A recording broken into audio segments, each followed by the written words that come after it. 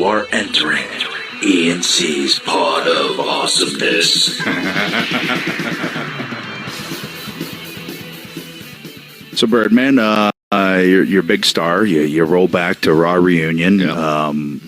I started getting Twitter comments. Well, I read them the next day and said that you were derogatory toward me. Well, I mean, it could have been a lot worse, to be honest with you. I was trying to keep it PG. So what I did is I went back and listened to it, and I was like, well, clearly these people don't listen to the pod or watch our show, because if they thought that was derogatory, they didn't see nothing yet. Yeah. Yeah. So how was it? Did you have fun? Actually, they actually asked me where you were, and I said, you can't get them off the mountain. So, I mean, like, Did you say that? Over. Yeah. Oh. I snuck it in there. Oh, there you go. It's kind of true. I also made fun of the kid a little bit, so that's always good. Yeah, you got to. Right? Yeah. And how about Hawkins with that sweet gear? Yeah, I know. Yeah. I didn't really recognize what it was till after. Yeah. I would have buried throwback action there. Yeah. No, it was a good time, man. It was nice to go back and, see everybody and, all the people that you and I had worked with for a long time. And, it's fewer and far between now when you see some of these guys. Hey, guess what? I have a visitor. You got to visit with everybody, and I have a visitor right now. Oh, yeah? Who is it? Does somebody have something to say? What? Okay, what's your joke, honey? Here's lyric. What do you call an elephant that's snoring? I don't know. Do you know, Uncle Jay? A snorifant? He said a snorifant? No. Snorifant! The same. So you did get it. Now, Ruby, what do you have to say, honey? Well, that wasn't a bad joke. No, that was a pretty good joke, right, Ruby?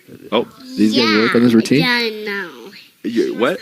Do you want to sing something? Okay. Goodbye, Ruby Tuesday.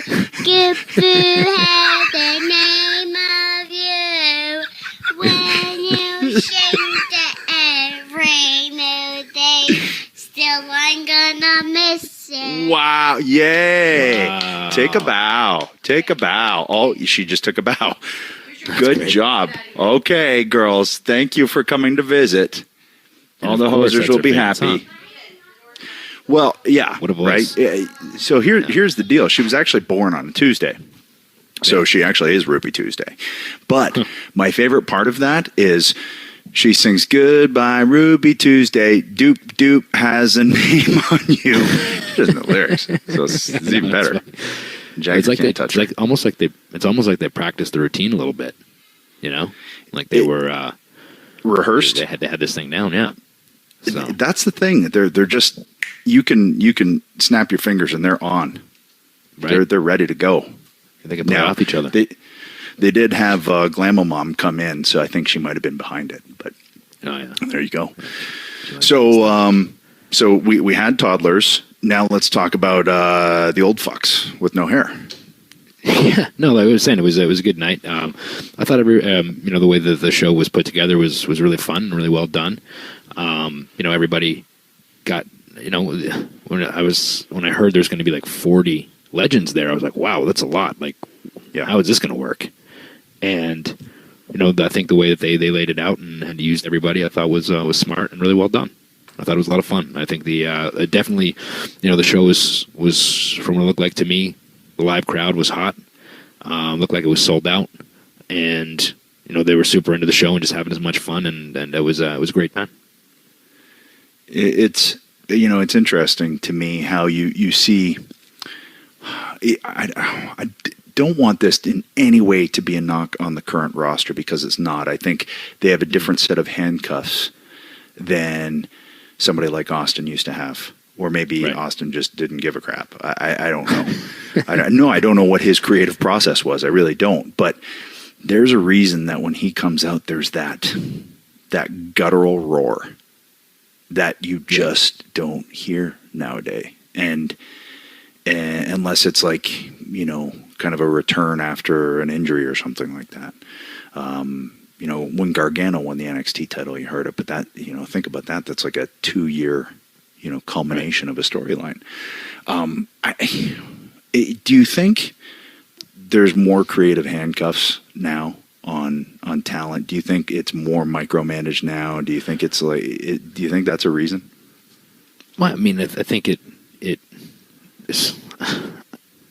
I think it's definitely more. It became, and even when we were there, it became, more produced than it had been in the past.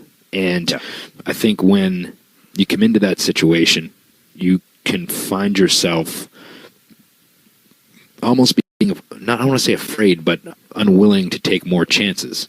And when a guy like Rock or Austin or whoever it may be that got over to a certain extent, it's because they took chances. And if you're kind of afraid or, not willing to veer away from the page a little bit, then, and like I said, there's a difference between feeling a crowd and putting something out there than just going out there and completely going into business for yourself. You just can't, and you don't do that. It's unprofessional. But, there has to be something, like if it's not you as your personality, it's really hard to get that legitimate connection with the crowd. Like you were saying, that reaction that Austin gets, he has a genuine connection with the audience. Do you not feel, though, that somebody going into business for themselves, if they think it's going to help the show more? Like, there had to be times, I would think where a guy like Austin or whatever, you could say, did something outside the box, and some might say, went into business for himself. But the proof is in the pudding. And I don't know, because I don't know how Steve came about doing his promos or anything like that. I'm just throwing out a huge name out there. I don't know. Like, isn't taking a risk kind of going into business for yourself anyway? Yeah, I guess in a sense it is. If you think it's going to help the product and help reactions. Yeah, what I'm saying is that if they give you something that, hey, we need these bullet points, we need these. This is what you're going out there to promote. This is what you're going out there to sell. And if you just kind of crumple that up and throw it away and just do your own thing, that's going into business for yourself, right? Gotcha. Okay. All right. So shades of gray somewhere in there is what we're talking about. Right. All right. So you had a good time. Yeah. Well, what else you got? You were there. You're in the lion's mouth. You're yeah. Oh, what's going on? This is the Don't Look at Me. I won that 3-1 on Steve. I got him as soon as I walked in the arena. I saw him, and he glanced up at me and I said, "Don't look at me." And he laughed right away. He's like, "How long?" And I was like, 3 minutes. So I got him like within the first 2 minutes of me walking in the arena. So it's pretty fun. I mean, you let him off pretty easy. Yeah. And did you get him in the ring at all at the end? No, I should have. I didn't even think about it. Man, how do you not think of that then? You're snoozing. I know. Oh, man. Like, if I had been in there and Shane was in there, a mock was coming. I know. Yeah. I think maybe I was more worried that I wouldn't remember how to get through the ropes. That's like the worst, right? You're gone for a little while. It's like, wait, how do I navigate this thing again? You hit your head on the bottom rope if you're sliding under. You trip as you're getting in if you're going through the middle and second. It can be a thing. It can be a thing. It can be a thing. It can be a real thing. Especially when you're technically geriatric. Right. Right. Technically. What else was I going to say? I don't know. Oh, yeah, we got the news that All Elite announced they're going to be airing on TNT on Wednesday nights. Yeah. So. Yeah. October 2nd, I think it starts, right? Yes, I believe October so. 2nd. Yeah, October 2nd, yeah. So. It's exciting stuff. And one thing I didn't realize is that TNT's they reach 90 million homes. That's good reach. Yeah, I did not realize that at all. Huh. I know. Neither did I. Yeah. But this is what I do, man. I'm like the Sherlock Holmes of wrestling. I dig down. I get in there. I get under the dirt and the grime. I peel back the layers and find out what's going on. I want to know from a business sense what's going on. What's happening? Yeah. No, I mean, it's like I said, if anything, this this announcement, along with all the other promotions that are doing very well, there's never been a better time than now to be a wrestling fan, because there's so many options and so many things for the fan to look at and enjoy. So it's very cool. Correctamundo. Isn't that what the Fonz used to say? Just to reaffirm our geriatricness. I don't think he said correctamundo, did he? Might have been Richie. Richie. Yep. After he sang, he found his thrill on Blueberry Hill.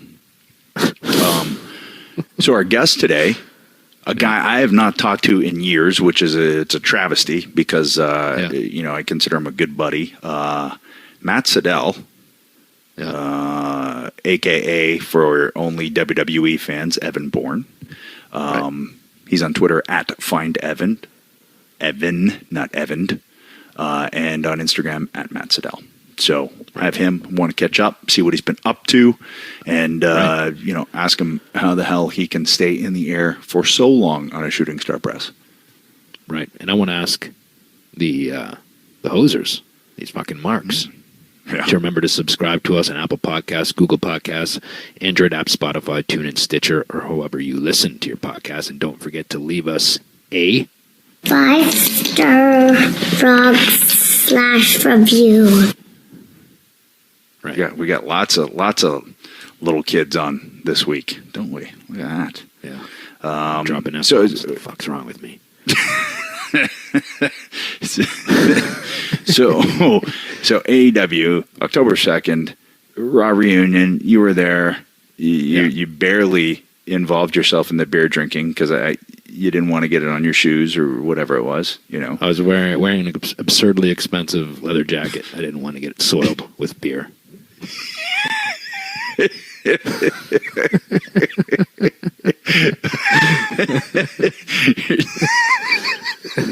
Absurdly expensive. Yeah. So, okay. Here's a quick question. What was your favorite part of the night? I thought it was pretty cool at the end. I don't know. I really enjoyed the Bray and Mick segment. I'm really liking the Bray Wyatt thing. At this point, super creepy. Very smart. With a guy like Foley who had 3 characters, right, in there playing off of a guy who has 2 characters. It's cool. Yeah, I liked all the stuff with the 24/7 title, and at the end with Flair coming out and then Hogan coming out and them having a moment and then Austin kind of coming out and then doing the whole thing. It was a fun little moment there. Yeah. What was your favorite? You didn't watch it all, did you? I didn't know. I didn't. I watched. Yeah. So I know I should have. I did. I DVR'd it the next day, and I watched to see what your derogatory comments were all about, and then I was like, oh, I was expecting far worse than that. And then anytime I can see Pat Patterson on screen, for me, it's a win. Right. So him pinning Drake Maverick, I thought was pretty great. But yeah, you know what I did? I watched, I binged Comedians in Cars Getting Coffee, the new season. Oh, really? Yeah, I did. How was that? Yeah, it was great. It was really, really good. He had Eddie Murphy, and it's interesting because everybody goes on that show, and this is completely off topic, but everybody goes on that show, and you can tell they're almost in reverence to Jerry, because it's Jerry Seinfeld, right? Yeah. And this was the first time he had Eddie Murphy on as the first episode. And it kind of seemed like the roles were flipped. He kind of seemed a little bit odd by Eddie Murphy. Just a little bit. Wow. Just a touch. And it was really, really cool just to think about how many lives those guys have touched and how many people they've made laugh. And just sitting them talking shop. Let's say a Hogan and a Flair. Or an Austin and a Rock, just sitting down for a coffee and just watching them, kind of talk about the process. So good, man. And that was a really good episode. Also, I forget how funny Jamie Foxx is. Yeah, no, he's super funny. I was laughing so hard throughout the episode that he was on that I was worried I was going to wake the kids. He's just so talented, so funny, can sing, he can dance, man. Yeah, no, he's a multi-talented guy. He really is. Well, yeah. And you always hear like, oh, the days of the Rat Pack, you'll never get that back. And Sammy Davis Jr. And granted, absolute beasts, but there's still those people. There's still a Jamie Foxx. There's still a Donald Glover. There's still those people that are so multi-talented across so many different platforms and genres. So anyway, completely off topic. There you go. Yeah.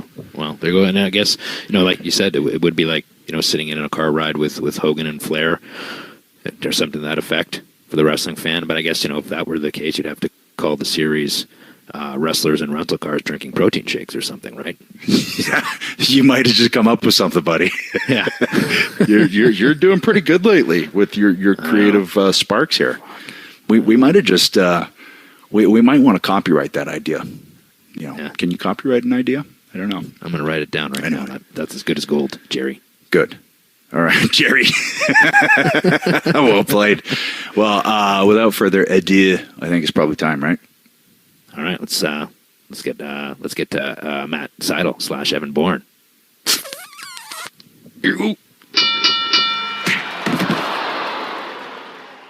How have you been when was the last time we talked?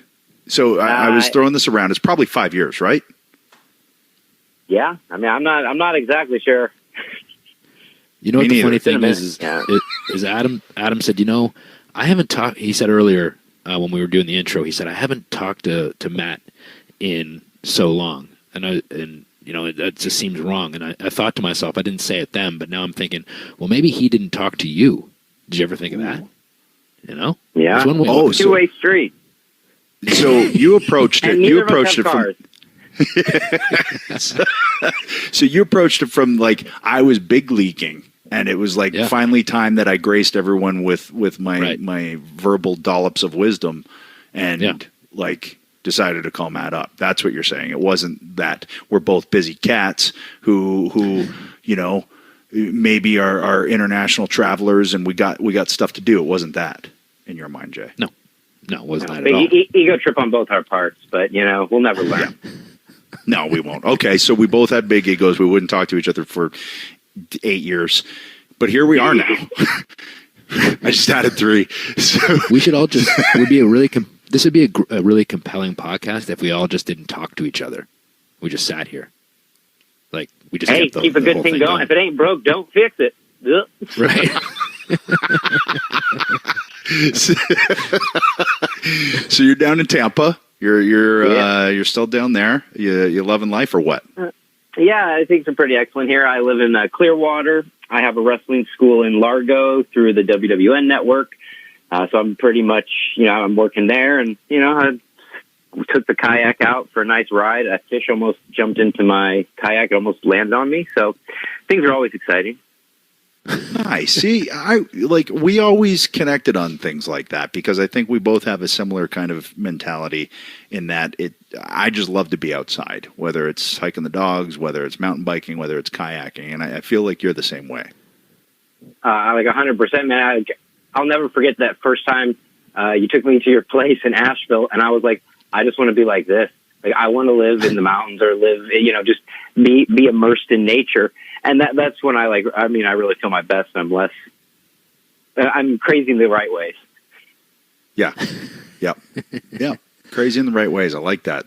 You should put that on a shirt, man.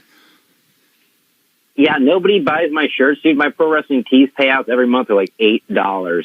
So you can put it on a shirt and tag me in it or something. Okay. You know what you should do though? If you can bump that up to like 16 or 20, you can get yourself half a tank of gas. Well, it depends on where you drive. A quarter, I could call somebody who cared. If you can find a payphone. Yeah. I didn't know you had a wrestling school. How's that going? Is it fulfilling? Like, are you having fun doing it? Is it something that you wanted to do for a long time, or is it just something that you just kind of picked up? Well, I mean, I'm definitely not doing it for the money because it hasn't really been successful in that regard. However, it is very fulfilling, and for me, I still have this obsession of wanting to be really good at wrestling. And you can go to the gym every day, and it just doesn't do anything to make you a better wrestler. So I just love getting in the ring every day. When I was a kid, I mean, I built 3 different rings in my backyard. I've been obsessed with the ring itself. There's like some magical call to it. And so having one, if I could have one in my backyard, I would, and then I would just let people train here. But that's not how business works in American liability and homeowners associations. So I have it in Largo. And, I just feel like it's not just a school. It's like a place for people who love wrestling to kind of, I don't want to call it church, but man, like that's what it feels like. We're just building a community of wrestlers, past, present, future. And, kind of cultivating the community I wish I had when I first started wrestling in St. Louis. Yeah. Yeah. Well, isn't that funny though? Like the ring really does feel like hallowed ground. It really, it is this special thing that, like Jay and I would find side yards or backyards that had 4 trees that could act as the corners just to try and capture that idea of being in a ring. And like the first time you step in one, I'll never forget it. Well, because Jay and I dove in on an indie show during intermission and started running spots. So that's probably why too, but it just, there's nothing. If you grew up loving this and wanting to do it, you can't explain that kind of reverence that you put towards that structure. Yeah, I mean, I remember too, the first time I ever set eyes on a ring in person was at Maple Leaf Gardens in Toronto, and I had come up with this scheme with my friend, this guy Steve O'Neill, and he had gotten tickets for his birthday. And I said to his parents, I said, well, I got my allowance. My parents said that I could come down and just get scalp tickets and then meet you guys after the show. And I told my parents that, they had an extra ticket. So went down, got a ticket for a seat by myself in the green section. So it was up a little bit higher. And, we had the meeting place. I had to meet right back here right after the show. So I just wanted to get in the building. As soon as I opened those doors, I just wanted to get in the building. And I went and I got my seat and I sat there by myself, and I couldn't believe that I was looking at the ring in person, like under that light, and the arena was already kind of dark, and I was just staring at it like, oh my God, I can't believe I'm looking at the ring in person. Someday I'm going to be in that ring. I know it. It's just that weird symbolism that it has for all of us, right? Yeah, I mean, it's a sacred object to me. It really is. It's like that place where we feel at home, and the energy that's connected to the ring, it's like it comes from all the people that are the energy potentiality that's in that arena. You look at an empty arena in the ring, and then you realize as each person walks in they exit their normal life and they walk into the arena, and all the energy just starts to flow into that ring. And I mean, like, we figured out a way to tap into it, and I mean, that's why we are still obsessed with wrestling, I imagine. Right. And here's another cool aspect to think about. I remember doing tours out in the East Coast for for Atlantic Grand Prix Wrestling, and the ring that we worked in every night, Andre the Giant had worked in, Macho Man Randy Savage had worked in, and you start thinking in those terms, and you're like, man, I'm taking the same steps that those guys took. I'm in the same ring where they bumped, and you start thinking in that aspect, and kind of like a little bit of the ghosts that are in those things too. If you stop and think about it, it's really, really fucking cool. That's all I have. It's just really cool. Matt still there? Yeah, Hello? yeah. I mean, I'm. Did I just blow your mind? Is that what I just did? Yeah, I mean, I thought about like the arenas, thinking about walking down the arena in Tijuana to the just the Cork and Hall, all these places where the locker rooms, these kind of places. But to think about like the canvas and what it's seen and those buckles and what they've seen, it's like people always talk about if walls could talk, but if ropes could talk, I think they would have some excellent stories and probably cut better promos than me. I've been better than all of us in that case. Yeah. So you're a St. Louis guy. What's your first show that you go to? What's the first thing you see? Like Jay just talked about, kind of that first time Maple Leaf Gardens and seeing it. What's your first live experience? So there's, I mean, like the way I got to my first wrestling shows was there was this radio show called The Stranglehold, and we would always have to go to their like on-site events to win tickets because we weren't exactly getting the tickets for free, but we got tickets to Hell in a Cell '97. That was the first event I went to. But my brothers and my friends were much bigger wrestling fans than I was. So as epic as it was, I actually was more intrigued by the fans who were dressed up as Kane, Undertaker, Mankind, Goldust, that were just like outside taking pictures and hanging out and just kind of having fun. And like, most of my memories from that night, there was like awesome tag matches. There was like a flags on a pole match and all sorts of good stuff. But, I was just kind of like obsessed with the maniacs who were doing cosplay in '97. Right. I mean, it's kind of Comic-Con before Comic-Con in a way. I think maybe San Diego Comic-Con had started by that point, but wrestling's always had that, and we've talked about it. It's, so you go to a Comic-Con and you dress up as a superhero or a video game character or whatever. Well, that's what wrestling is. It's real life superheroes. That's what drew me to it as a kid. Once I realized that I couldn't go shake hands with the Incredible Hulk, but I could go try and smack Hulk Hogan on his bicep. Now you're talking. Now it's like something that's actually tangible. Yeah, and related to that ring story, like the first picture I ever took at a WWE event, there was one where it was me and my brothers with Percy Pringle in a great candid hallway shot we caught with him. But the next one was that same day after the show let out, we snuck down and I stood in front of the ring like center and got a picture with me and the ring. That was that was the start of it all. And then, I was just a kid then, not thinking about what would be going on. But I was like magically attracted to it. Obviously you were, and then from there you found yourself building rings. How much longer after it was at that point? And like you said, your brothers were bigger fans than you were. When was it like the moment where you're like, I have to do this? Did that already happen at the time you were building the rings, or was it kind of like, what was the process there? I mean, it's so hard to pinpoint it, but I think it's like, when you were I was a big fan of wrestling and I loved it, but before every episode it said, don't try this at home. And I was a good kid, man. I mean, at least I was at one point. And I just thought, well, God forbid I hurt somebody. That's the last thing I want to do. I'm not going to try this at home. But luckily, my brother had a friend named Mark Hoffman who works at a golf club and was a caddy with another kid. And this kid loved wrestling, too. And they gave us a VHS. I think it was...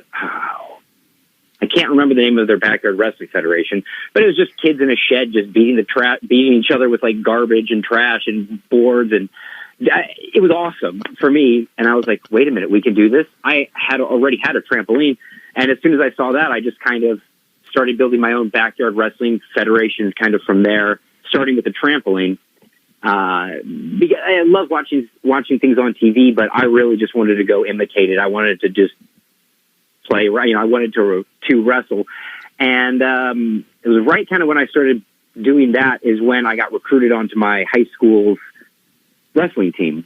But the coach was a neighbor, and they didn't have anybody for the 95 and under weight class, which is what I was my freshman year.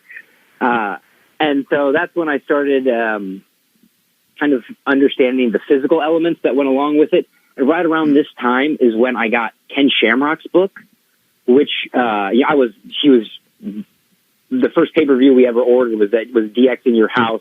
I think it was Shawn Michaels and Ken Shamrock in the main event. I loved Ken Shamrock and everything about him. And so I got the book, and it had a glossary, an index of all these shoot holds and all these things you need to do to be a wrestler. And some of it was crazy, like front head springs, nip-ups, this type of roll where you roll over your face into a neck bridge and all this stuff. And I was like, I want to do this. So I wouldn't have pegged you as a Ken Shamrock guy, just because of the style that you ended up, doing and being. I wouldn't have pegged a Ken Shamrock guy. But once you got in the ring and once, coming from the trampoline, how quickly did you realize that you had something special? Because you can do stuff that before you, I didn't see people do. I've seen people come along and emulate you since, but I mean, your hang time on a shooting star, you're just, I mean, when did you realize I got something here? I mean, I was a damn good backyard wrestler. I worked all the other local feds in the area and really felt like I was good. I went to a wrestling school, and on like day 2 of wrestling school, I called like a Japanese arm drag and did it, but with a backflip to take the guy over and, locked it in. I mean, I didn't even know that I didn't know anything because I kind of knew everything. I studied every single possible move, and I was ready to be a wrestler. I was ready to be a wrestler. At that time, there was just no information, and my God, there were no wrestlers giving candid conversations on podcasts about the nuances of what goes into what they produce and create in the ring. And so I kind of went in there with just a raw attitude of doing what I wished the wrestlers were doing, but I really wanted to be a technical wrestler. I loved the Super J Cup '94. That was a huge influence on me. And in my training school, I never went up to the top rope. I didn't even do like a shooting star press till I was already doing matches for a little while. I mean, it was sort of like learn how to wrestle first, and which is what I wanted to do. And I really just wanted to be like a wrestler, a Bret Hart grappler. But it wasn't, the high flying stuff for me, really, I didn't come into my own or realize how to level it up until I went to Dragon Gate Pro Wrestling in Japan. I mean, that was when I was 23 or 24. Yeah, I like what you just said there, that you wanted to be a wrestler, because to me, I think that no matter what, you should have a good foundation, a good base. And to me, that is the basics, right? You need to know the basics. Like, I'm not sure how it is at a lot of wrestling schools, but if guys are coming in, they're learning moonsaults and flips and doing stuff off the top rope, and they don't even know the basics, how to grab a headlock correctly, or things like that. Like, you don't know how to put your feet right when you grab a headlock. Just basic things. I still think that you can, all the high flying and all that's great, but to me, you have to have the solid foundation. So I just think it's really important that you said that. Yeah, I mean, like a lot of my stuff, if you look at the Dragon Gate school where like the craziest the fastest high flying, all the stuff that's been imitated has come from, I mean, they do headlock takeovers and squeeze the guy's head till he taps. I mean, that's where you start. You have to start at the place where the mat, your body connects to the mat. I mean, you can't wrestle a whole match in the air. And for me, a lot of the stuff I like to teach people is the strengthening stuff to keep them strong enough so that when they do go into the ring and do something crazy, we have the calluses built up and the muscle strength to do things that are inhuman for regular folks. But it's kind of we can do it on a Tuesday afternoon because we've been training so hard and putting the work. And I'm not one of those guys that posts every time I train. In fact, I do the opposite. I don't like to post about training. I let my performances show that. And so, like, the work I do in the work I do in the lab is like, for me, wrestling. When I started wrestling, every vet told me that it was going to be me who exposed the business. If we let guys like you in, little guys like you, the business is going to be exposed. So I've like worked my best to like tear up any scripts, or if I wrote down an idea, like burning it. Like even when I wrestled in my backyard, we tore up the card after the show just to make sure there was no evidence so nobody would catch on. And here's what's interesting about that. When you got into the business, it was still way different than it is now. There was Ray, and there was luchadors, and down in Mexico and in Japan there was the J Cup and everything, but it still wasn't easy for smaller guys to get noticed. Or you had to be Ray, you had to be you, and that speaks to how well you guys did it. But both of you guys both had your foundation. I would watch you wrestle, and I knew, he knows what he's doing. It's people remember the shooting star or whatever, but there's so much more that you have going on. How hard did you find it to try and be a part of breaking down some of those misconceptions of, well, we can't let a smaller guy on a show because it'll expose the business? I never really took it personally, and I didn't have much trouble, getting booked. But the misconceptions, and like, it's interesting how it's not okay to stereotype people by race or gender, but you're allowed to stereotype them by profession. Like, you're supposed to look like this, you're supposed to look like that. But luckily, when I first got to WWE, there were some high flyers there, like Jimmy Yang, Brian Kendrick, and Paul London. And Brian Kendrick gave me some great advice when we were walking into the building one day, and the security guard was just harassing us for not looking like wrestlers. And he just, right there on the spot, was like, do you want me to fight you right here? Do you want to fight right now to prove that I'm a wrestler? Do you need me to prove it? And it just kind of gave me the confidence. It's like, like, and what he was saying was, this is what wrestlers look like now. We're wrestlers. We're wrestling tonight. This is what a wrestler looks like today. Get used to it. Like, get used to the change, because this is what you're going to be seeing. And, we sort of always believed in that, like, you are a worthy individual regardless of what height you made it to or what, like, what size you got to. It's just about what, if you put in the work and you were a good wrestler, you can connect with the audience. And it was just like constantly being assaulted. Well, people don't think you look like a wrestler, do they? And I would say, I don't know. Like, certain places you go in Japan, everybody could kind of tell I was a wrestler. I was a strong guy. I was in shape. You catch us at the gym, or it wasn't. I felt very much like a professional wrestler.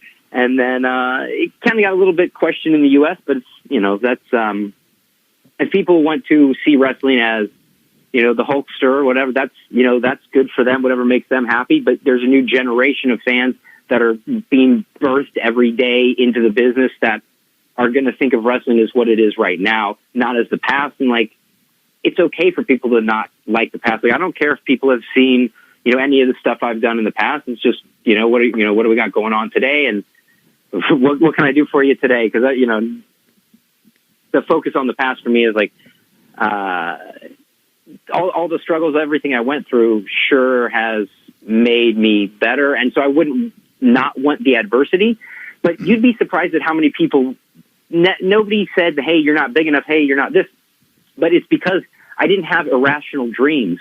Like, even in the first interview I ever did for a newspaper when I might have been 18, but they were just asking me about my plans for my career. And my answer was simple. Like, someday if I could go to that WCW cruiserweight division, that would be a dream come true. But going to the WWE is not possible. They just not looking for guys like me. And when I was wrestling in Dragon Gate, I wasn't trying to do anything else. I was just trying to be a Dragon Gate wrestler. I wasn't, trying to get opportunities, trying to do extra work. I was very happy. I was loving it. But then, when opportunity knocks, it's like, that's the call you've been waiting for, and you got to jump on the opportunity to learn from the best. But, for me, like, there was no end game in wrestling. I never even knew I would be a professional.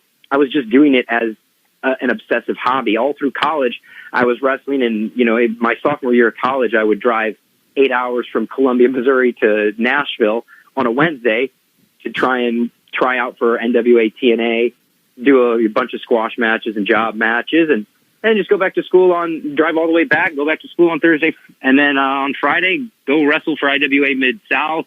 I got to wrestle Chris Candido.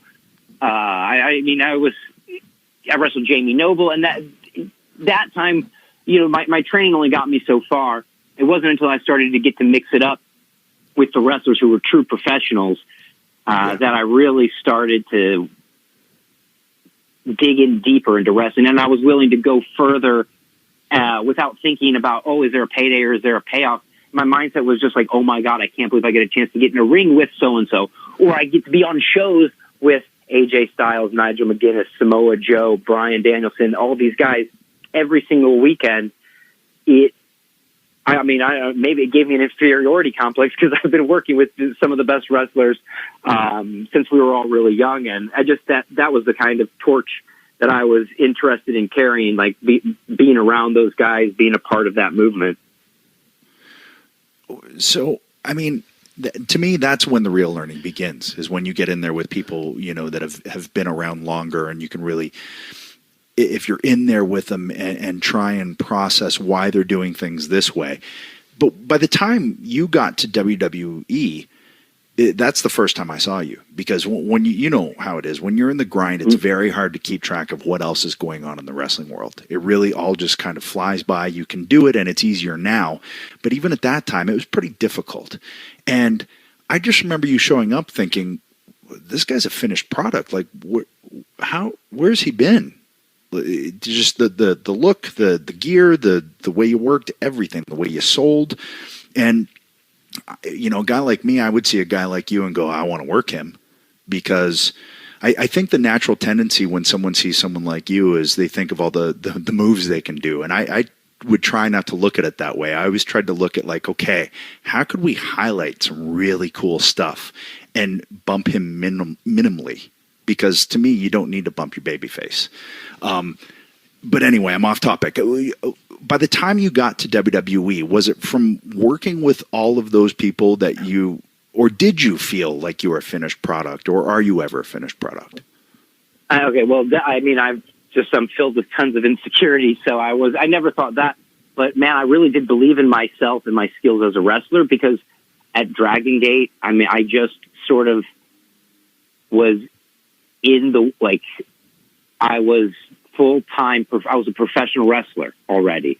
You know, at Dragon Gate, they had awesome, we had access to high-level, being able to get gears and costumes that looked next level, you know, from the future, a lot of the stuff that I started wearing.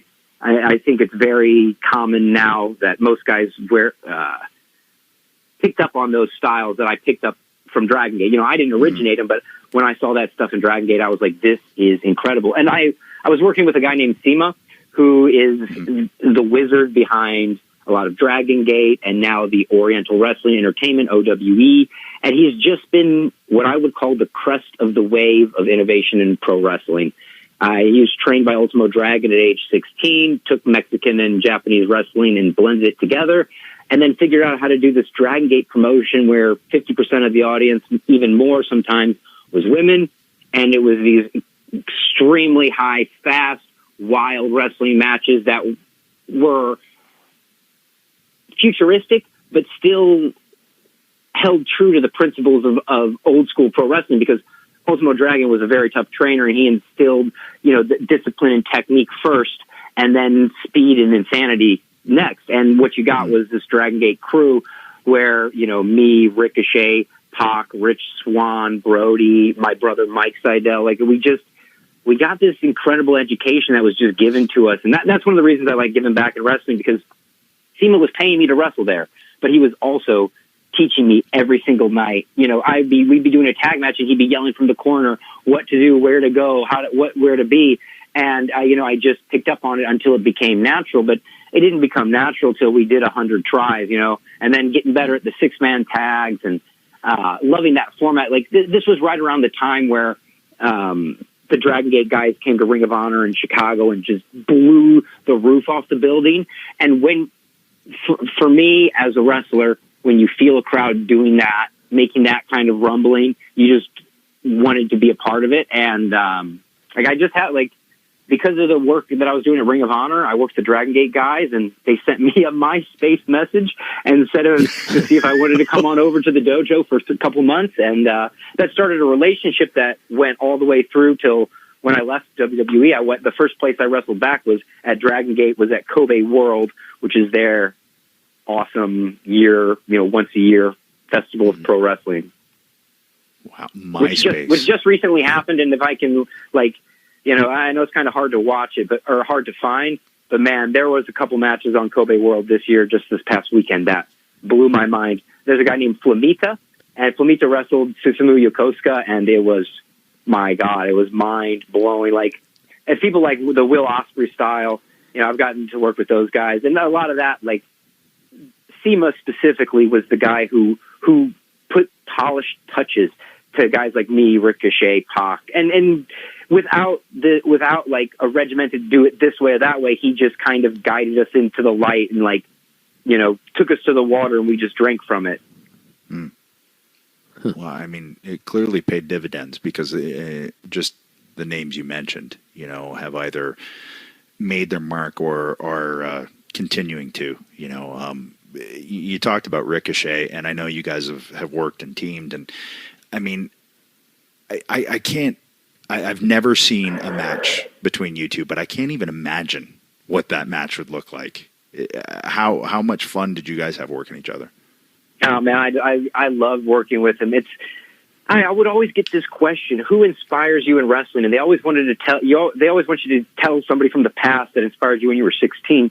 But it's like at this point in my career, I needed inspiration from the people around me, and that's what I got from Ricochet. Like when me and my brother Mike and Ricochet did my first tour back with Dragon Gate, it reinvigorated me like completely, and I got to like reevaluate all the things that I had been thinking, all the things that I had learned, and was working on applying them in different ways. And with Ricochet, our timing is just we speak the same language of wrestling, and he has this work ethic that will just make you feel like you're not trying.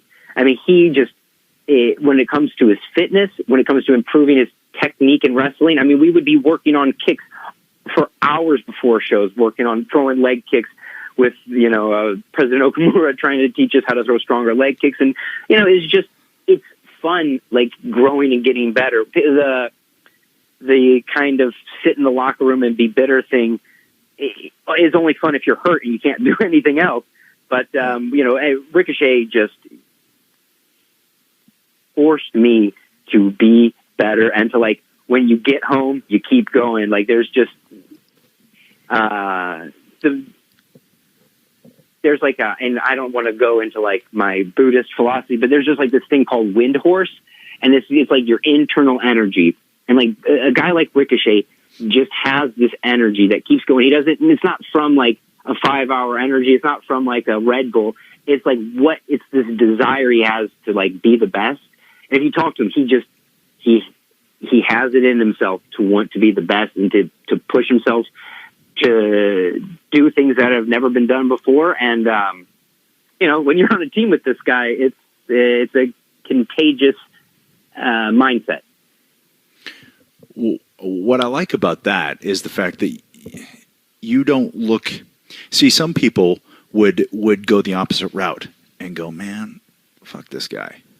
But instead, you look at it as an invigoration, as something to like, okay, all right, this is what I needed. This is a shot in the arm. This is great. And you use it. And, I never understood when you would see guys come into a promotion or whatever and they'd start grumbling. I was like, are you kidding? This is a brand new person to work and create some new paintings with. And you were one of those guys, man. When I saw you, I was like, I can't wait to work that guy. I gonna get in there with them. And I remember they asked me who I wanted to work on some house shows, and I said you. And they said, oh, okay. And I remember we went in there and we were putting in like 20 minutes a night. And I remember the first night we got back, and I don't know if anyone said this to you. They're like, well, why'd you go so long? I was like, why wouldn't I?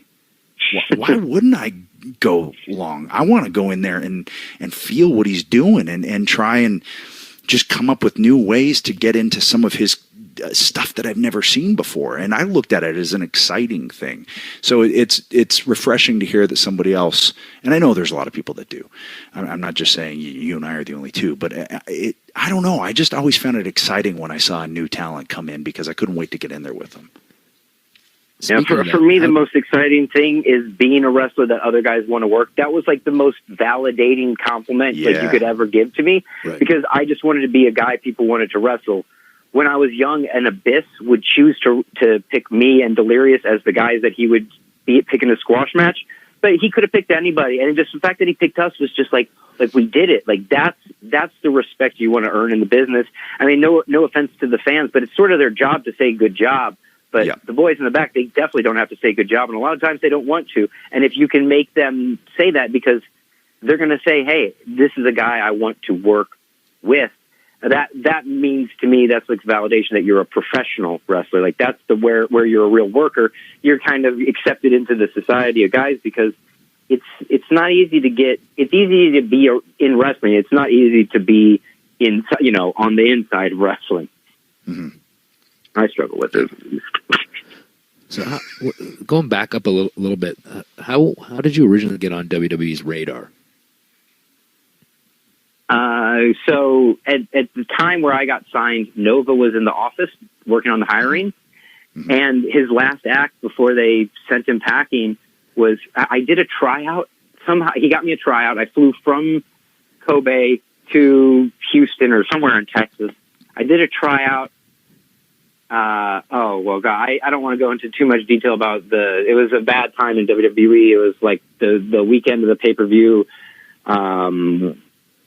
where Benoit passed away. And, that was my tryout weekend. Wow.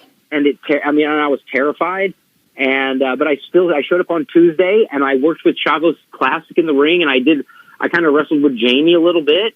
And, I waited around and I waited to get a hold of Johnny Ace at the end of the night, and I waited. I talked to him and he said, "Hey, listen, kid, we're not hiring guys your size. I mean, just, no big deal. We think you're good, but, we'll call you if we hire anybody your size." I said, "Okay, no problem. I'll be in Dragon Gate, just life's good." Didn't think you guys would want me anyway. I didn't see how I would fit here, but, then 2 weeks later, I just got a contract in the mail. Wow. And Nova called me and he said, when can you get down to OVW? And I was like, okay, I've got this one tour in Japan. I fly back. I do Ring of Honor in Chicago. I'll drive home to St. Louis. So I can be I'll be in St. Louis on Sunday. I can try and get down there like Monday or Tuesday. And so I showed up in Kentucky, and they're like, "Who the hell are you?" And if you guys know what OVW was like, it was like, yep, brothered out kind of darkness side of wrestling at that moment. And I was just like, "Hey guys, what's up? Hey, I'm supposed to be here. Don't worry." I had to convince Danny Davis that I was allowed to, I was a professional wrestler. I had to tell Al Snow, "Yeah, no, I swear to you, WWE, yeah, they sent me here." They gave me a couple bucks to move on down. And so, yeah, luckily Cabana and Ace Steel were there, and Punk was still hanging on. He was going back and forth. The Major Brothers were there, Hawkins and Zack Ryder. And so it did end up being a great place to go. But I showed up from Japan. I will say I was very confident and sturdy. That Japanese wrestling was very contact oriented in that I got contacted by boots to my face all the time, and chopped every day, 5 nights a week, taking 10 chops or something. I just was young and training as hard as I tried to eat bricks for breakfast. You know what I mean? I was trying to be made out of muscle. And, I showed up there. I was pretty confident. But everybody told me I wasn't big enough to be a wrestler and I didn't belong there. And in 3 months, I was OVW heavyweight champion. So that was a wild ride in my OVW phase. Wow. So what happened in the time that you got told, we're not hiring guys your size, to you're in Japan to get in that call? What do you think happened? Or do you know what happened? That's crazy. It was Nova going to bat for me. He had actually been at one of the first indie shows that I ever was on when I was a young kid, and the promoter there just told him, "Hey, keep an eye on this kid. He's insane, but he's got something." And Nova remembered me from that long ago. But he, would read my name in the IWA Mid-South results. I was winning, I won Ted Petty Invitational. I was on Ring of Honor events. I was an indie guy, but he went to bat for me. He laid it out, and I was his last act. As he was trying to hire, I think, Claudio as well at the time, but it was his last act on his way out. He just stuck up for one of us, and that's why I'm always why can't we have more of the boys in the office? Because that's when you can see a good eye. And I actually later on would get to do stuff be a part of the tryouts and these kind of things, and always loved being able to connect the world outside WWE with the world inside of it, because it was not just a closed door. It was a brick wall. There was no entry or exit unless you knew somebody. And that was the understanding that we all had getting into wrestling, that unless you knew somebody, you're just going to do this as a hobby, because you don't know anybody. You're not going to get in. But boy, they made a mistake when they let me get my foot in the door. I wasn't going to let it shut behind me. And I don't want to say I weaseled my way on, but, they shut down OVW. They sent all the wrestlers to FC. They canned a few guys, and they sent the rest of us to FCW, where there had already been a crew and established bunch of guys and it was just a new ordeal. And I showed up and I was having to practice, do the match on Tuesday afternoon before I did it Tuesday night. And I was just what is this? I was, retaining my confidence in myself. It was sort of hey, I want to be on the big show. Actually, a quick story. There was a wrestler from Houston. What was his name? He was kind of a crazy guy, but I was down here in developmental in Florida, living with Cole Cabana at the time, and this guy called me and was like, "Hey, bro, can you get me a dark match?"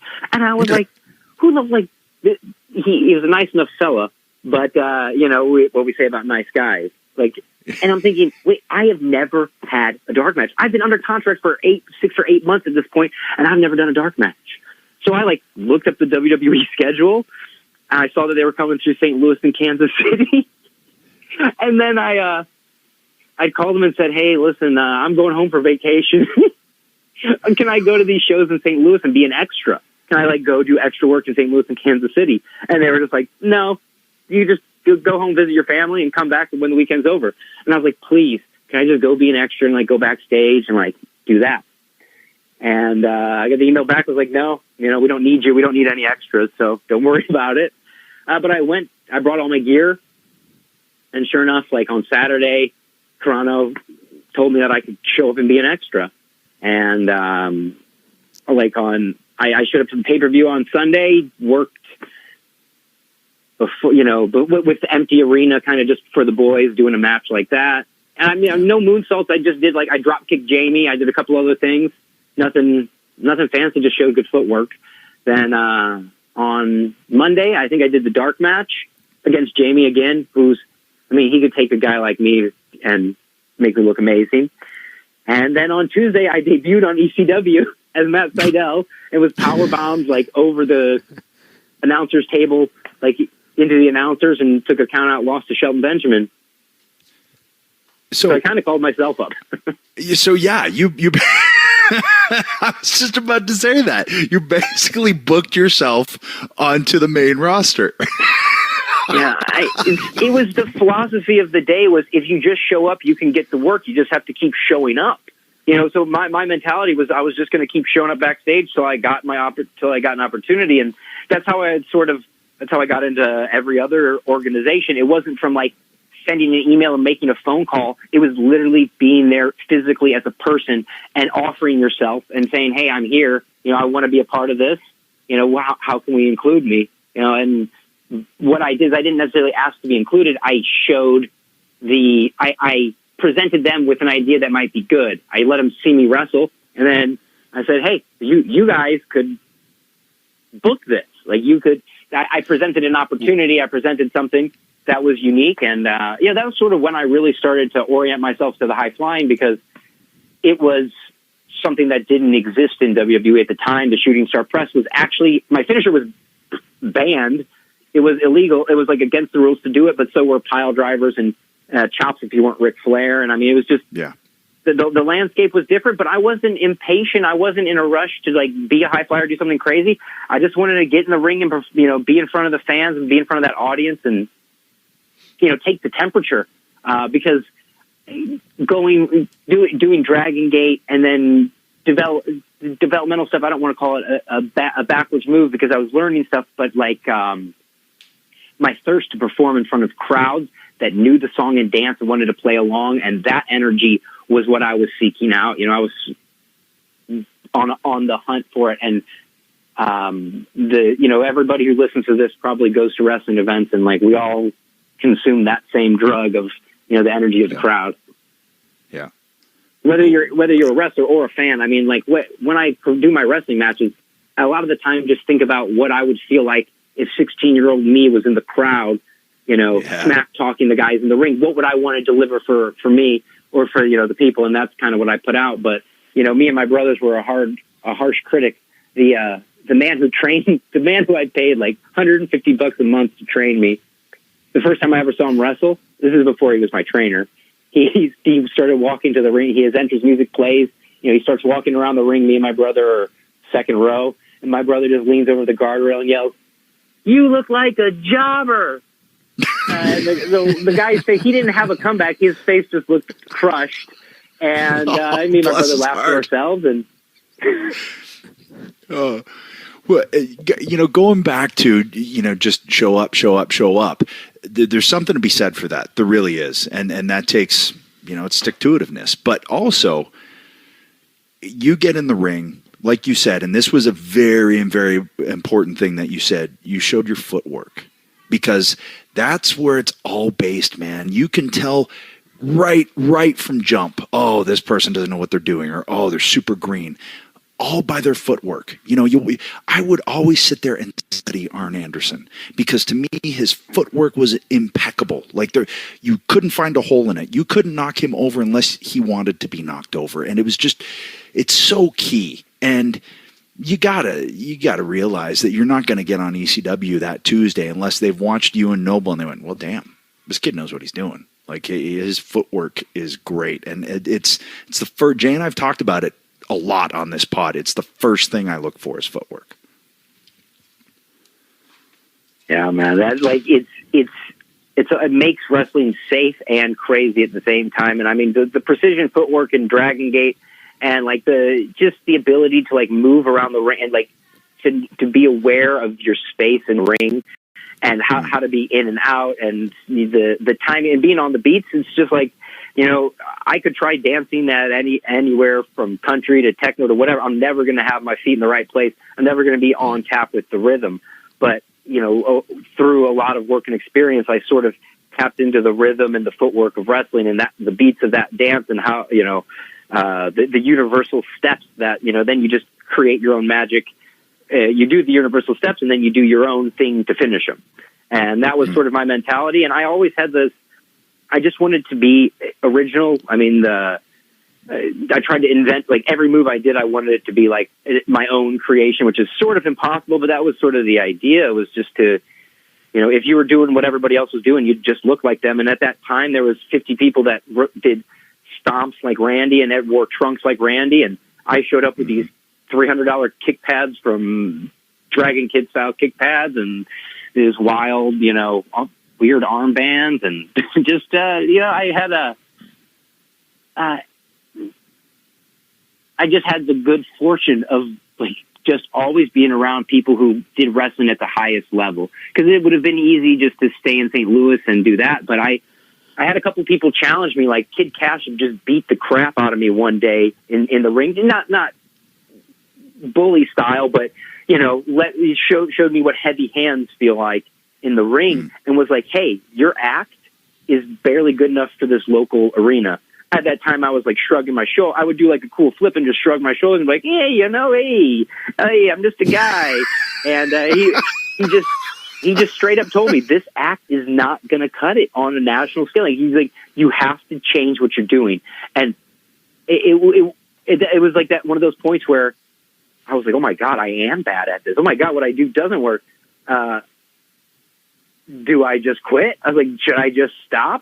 Luckily, I was traveling with a genius of wrestling named Delirious, who was able to help me get surrounded by good wrestling. You know, driving to these IWA Mid-South shows, we didn't necessarily get better right away, but organically by constantly being around these guys and offering, hey Samoa Joe, we can drive you from the show to the hotel, and then before we drive 18 hours back home without sleeping and not staying in a hotel, yeah, we got you, man. Like, you know, just being around these guys that were swinging wrestling at the highest level. I mean, my influences like continued. Is I guess what I'm trying to say is like you can get influenced so much as a kid, but I kept getting influenced as a young wrestler, and like I didn't know much about wrestling when I got into it, but I just kept digging deeper and deeper and finding these gold mines. And then eventually forgetting all the good advice I got and then trying to remember it again. Well, and so a lot of people would be satisfied with being the big fish in a small pond. You see it all the time. What do you think caused you to go, okay, I don't want to just be a big fish in a small pond. I want to go be the small fish in this big pond and see if I can swim? Yeah, well, I mean, it depends on like what your pond smells like. Like if it's a nice clean pond, I don't care if it's small or big. But if it's like polluted and smells like shit, you better believe I'm moving on to a better pond. I don't care if it's big or small. I never was the big fish. When I got to WWE, I was still growing in that, like, a lot of guys like Seth Rollins and these guys kind of were on top at Ring of Honor and Punk before they went to WWE. I was still like, you know, I would have good matches, semi-main, some occasional main events, but I was doing like the 4-way dance and then watching Joe versus Kobashi in the main event. So I hadn't necessarily progressed to a guy that was like the level that Kyle O'Reilly got in Ring of Honor. I just hadn't gotten those accolades. I'd only been there a couple of years, and I was doing a lot of tag wrestling. I was never trying to be the top guy, but I was a tag team champions with Christopher Daniels, tag team champions with AJ Styles, and these are the guys that have carried the torch of wrestling forward and make me feel like I can never quit wrestling because neither of those guys age and keep getting better. So it's like, well, the guys I learned from are constantly progressing and improving. I'm going to have to keep at this. You mentioned earlier, we were talking about footwork and speaking of feet and foot, you had a pretty serious foot injury that sidelined you for a long time. Tell us a little bit about that and what the recovery process was, and did you have to alter your style and change some things up and kind of rethink, your future? Yeah, I don't mean to. I can kind of boo-hoo about my situation for a little while, but basically, like, I wiped out on one of those scooters, like a 50cc scooter, on my 29th birthday. Just in the afternoon after lunch, I had invested in my buddy's motorcycle shop, and I was helping him out. And anyway, my foot, my bone came out of my foot, and I thought I'd be the doctor said, "Oh, you might never wrestle again," and I was like, "Oh, they just tell everybody that." And then 6-8 months later, I'm like, God, I feel terrible, and I can barely move. And the doctor had technically cleared me because my bones had healed, but I just didn't have any spring in my foot. So I kind of waited and was trying to would train and then would just be miserable and just have horrible foot pain. And then I would try and wrestle again and my foot would hurt. And so I was kind of slowed it down for almost, about 2 years after the accident. I think it was 18 months or something. WWE let me go. And I was like, great, now I can still not wrestle. Okay. So what I did was, I waited like the 3 months, the contract was always like, hey, you got 90 days or whatever to figure it out. So I gave it 90 days basically, and that expired, and I went and did my first match back at Dragon Gate. It was like me and Sema against Ricochet, and it was at Kobe World. It was a great match, but in the first time I bounced off the ropes, and the thing was, you got to understand, if you're living in the WWE world, you guys know, it's a certain speed. WWE wrestling is at like X miles per hour in a 20 by 20 ring. Well, Dragon Gate is X squared speed in a smaller ring. And, man, I went for that step up Rana that I've done a million times. And that ankle that I thought I had healed and I thought I had spent 2 years rehabbing and working on, it just flopped out on me. And I got the Rana, don't get me wrong, but all my confidence went out the window. I finished the match, and I went back with Dragon. I took a little bit more time off, but there's only so much time off you can take. I recharged my battery in Peru. Then I went and did like a PWG show and the PWG Battle of Los Angeles, maybe 2015 or something. But that just re-energized. I was like, this is I love wrestling. Like I can do this. But then I would just forget how much my foot hurts. And I'm 7 years removed, I think, from it, 6 or 7 years. And, I ice my foot every night. I do therapy on it. It is a constant, painful battle. But, it certainly made me emphasize, not being able to rely on my physicality encouraged me to think more creatively about what I would do in the ring and what I can say.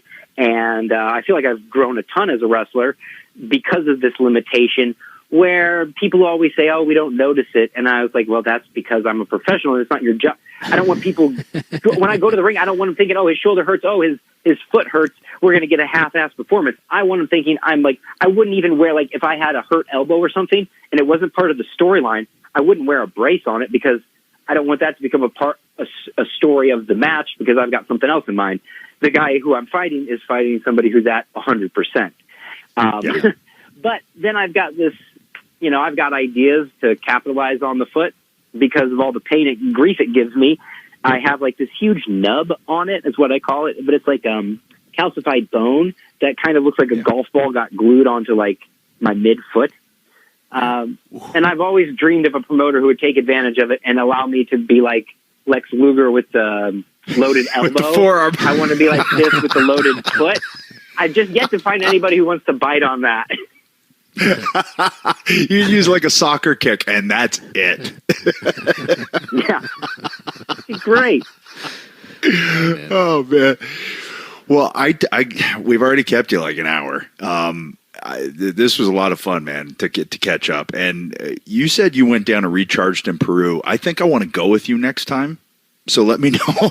Let me know when you're going, because I want to see what recharging in Peru is all about. Man. I'll show you the way. Count on it. I think we need to go on a soul quest together and go down to Peru and recharge. That's right. Come on down to Spirit Quest Sanctuary. Yeah, you guys let me know how that trip goes. I might go on the next one. Brother, you guys come on down. Open invitations for everybody. That's my new gimmick now. I always tell people open their hearts, open their minds, and open their third eyes. I really do mean it, but I'm also trying to be catchy too. But if I can help pry open that third eye, guys, count on me. I'll do what I can. I'd like to think mine opens, but then it closes every once in a while, and then my girls will poke it so it closes, and then I go, oh. But I'd be down for that trip. So all right. All right, buddy. Man, it was so good catching up. You are a quote machine, by the way. You don't even realize how much great quotes you were spitting out. I'm going to try and fit them into the tweet that will promo this episode. But you were on fire, dude. Hey, thank you guys. Hey, can I promote one thing? Yes. I've only had a few matches this year because I had knee surgery in January, and you know how it goes. Yep. I've started custom making wrestling knee pads with my girlfriend, and we make the best knee pads ever. So if anybody needs wrestling knee pads, you can look up Lion's Shield, like Lion and Shield, on Instagram. Yeah. And, feel free to throw me a bone if you want, custom sweet-looking Japanese knee pads. Like we were talking about the costume stuff, I'm obsessed with knee pads at the moment. And, it started with me not being able to afford to make my own, to order gear. So we just started making it ourselves and gotten really good at it and the right materials. And, just throw that out there since you guys have provided me with such a wide, wonderful, thoughtful, non-snarky audience. Yeah. And not for nothing, man. Knee pads were a battle to find. Yeah, I remember for years it was Trace, and they were tough to find, and if they ripped, you were screwed. So I would be totally in if I were still involved in the hopping in there. I might just get a pair just to wear around, just for something to do. There you go. Feels good, man. Get a pair for the whole family. Yeah. All right. Thanks for joining us. Hey, let's get back to not talking to each other for a few more years. He's such a dick. Double it. Yeah, let's Thanks, go for buddy. 10. See you, man. Love you guys. Peace. Love you, bud. See you, man.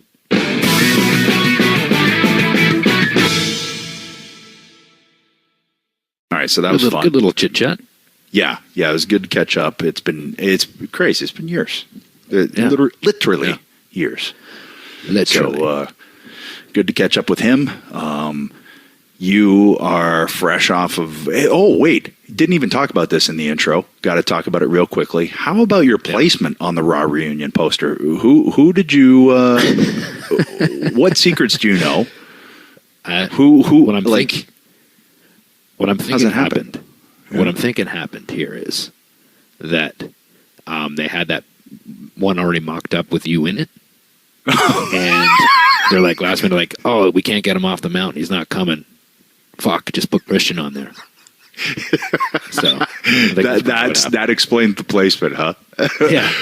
So I saw it. I went, wow, look at that. I mean, you deserve it. But I was legitimately happy. I was happy to see that. I was like, it's about damn time. I was very happy to see you front and center there. So, nice. Get out of the pop too, kid.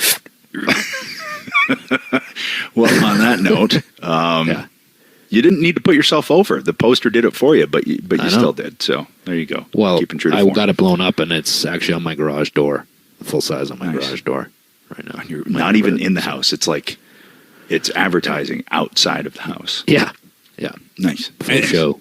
And then it probably just says Raw Reunion. It's blown up so big that it only has Jay there, and everyone else is just not even existing in the photo anymore. Yeah.